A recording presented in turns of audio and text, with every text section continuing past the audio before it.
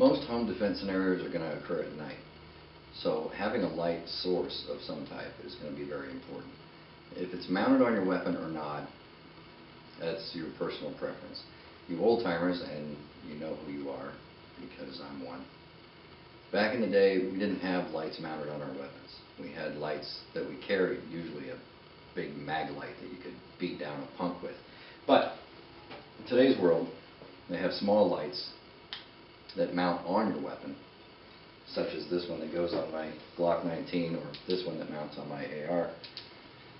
Those are very helpful, but it's a completely different tactic. One thing that you have to bear in mind is that if the light is mounted on your weapon, the person's first reaction is going to be, if they're armed and they're intending to get in conflict with you, they're going to shoot towards the light. So in the old days, in the old police academy training days, we used to train to hold the light away from you. We were taught various tactics. You hold the light away from where your firearm is and away from your center mass. That way, if the person decides that they want to fire on the light, they're not hitting you.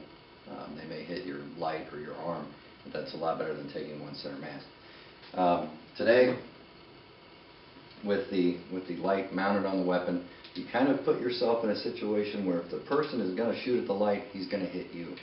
So you have to keep that in mind when you're moving around your house in the dark trying to identify the perpetrator. If you have a light mounted on your weapon, take it to the range and shoot it with the light on it, even if you're only putting the light on. Like this one, for instance, pops on and off fairly easily with a little lever.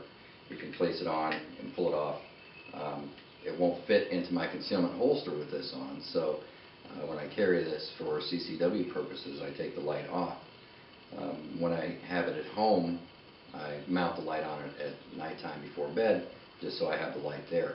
But when you're using a light on a weapon, if you take it to the range, fire it with the light on, and see where your rounds are hitting with regard to the light. For instance, at close ranges, let me demonstrate on the wall, my rounds are roughly going to hit where the center of the light is shining. So if I shine the light here, where the brightest spot of the light is, that's essentially where my rounds are going to impact.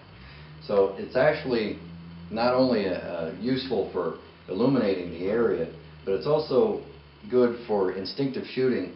You can assume that your rounds are going to hit where the center of that light is shining. This one, of course, also has a strobe effect that you can use to disorient an intruder or an attacker. People have varying opinions on the usefulness of that. A lot of law enforcement officers swear by it. But again, if you're in a situation where you're trying to apprehend someone without the use of lethal force, it can be a very useful tool to strobe them and disorient them momentarily, or to frighten them. But for home defense purposes or self-defense purposes, you're not trying to apprehend that person. You're not trying to detain that person. You're trying to defend yourself against that person. And if you're in a situation where you're already in the process of using lethal force, you have your weapon drawn and you're in fear for your life, strobing them to disorient them, how useful that's going to be, I guess, is up to you to decide. For me, a simple light, shine the intruder, my rounds are going to impact where the center of that light is. If your light is shining straight forward, like I said, you need to take it to the range to verify at close distances. When I talk about combat distances, you're talking about 25 feet at the most. Most homes, the rooms aren't that large. You're talking about a 30-foot room, probably maximum. Most interior rooms in a home are going to be 15 to 20 feet.